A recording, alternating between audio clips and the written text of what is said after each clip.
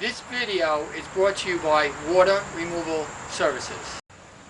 Water Removal Services eliminates all the water from structures, period, regardless of amount, location, or severity. I'm going to give you an overview of how water is completely removed and show you some of the equipment that we have in our truck. There are 4 general principles of water removal. The first step is extraction, or the physical removal of the water. Removing the water directly in its physical state is 500 times more efficient than any other method of water removal.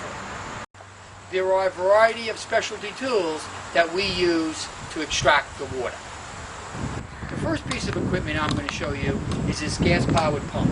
This pump is capable of eliminating 250 gallons of water a minute or 15,000 gallons of water an hour. It can empty a typical built-in swimming pool in around an hour's time. The next piece of equipment I'm going to show you is this water cooler. This water cooler is used in situations where there is water contained in your carpet and carpet padding. It's capable of removing the water without actually lifting up the carpet or the carpet padding and doing any damage. The second principle of water removal is airflow or evaporation. The remaining water is evaporated using high-velocity air movers. These air movers are strategically placed to create the fastest drying times. This is a high-velocity air mover. Depending upon the size and the amount of water on a job, we can use between 1 or 2 to really dozens of air movers. The third principle is dehumidification or balanced drying. The dehumidifier is used to absorb the moisture from the air. This is a dehumidifier that we would use on a typical job. This dehumidifier is capable of extracting over 10 gallons of moisture in a day. We would use as many dehumidifiers as necessary on a job. The fourth principle of water removal is temperature control. Temperature control allows for the fastest drying times while balancing a controlled environment. There are a number of tools that we use to determine the location and the amount of water. The first tool I'm going to show you is a thermal imaging camera. This camera is able to locate water sources by measuring the temperature differential that water creates.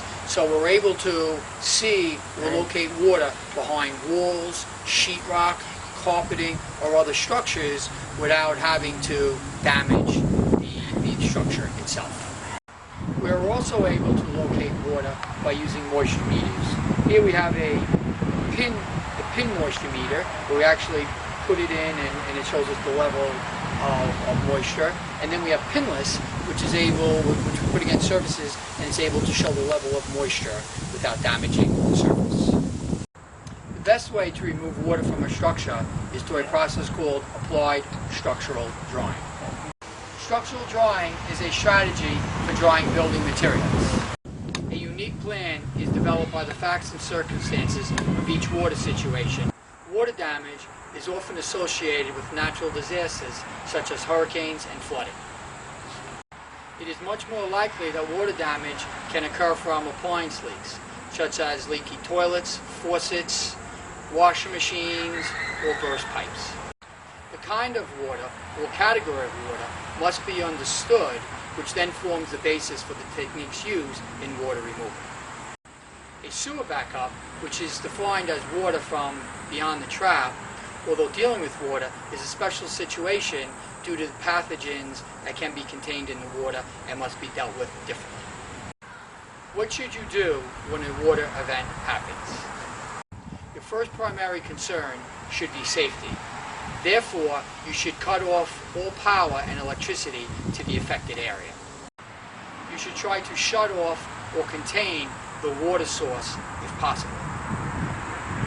It is important to act quickly in the water removal process. Time can escalate the cost and damage from the water. Any valuables or furnishings should be removed from the area if possible. Thank you for watching this video. I hope you gained some insights into the water removal process.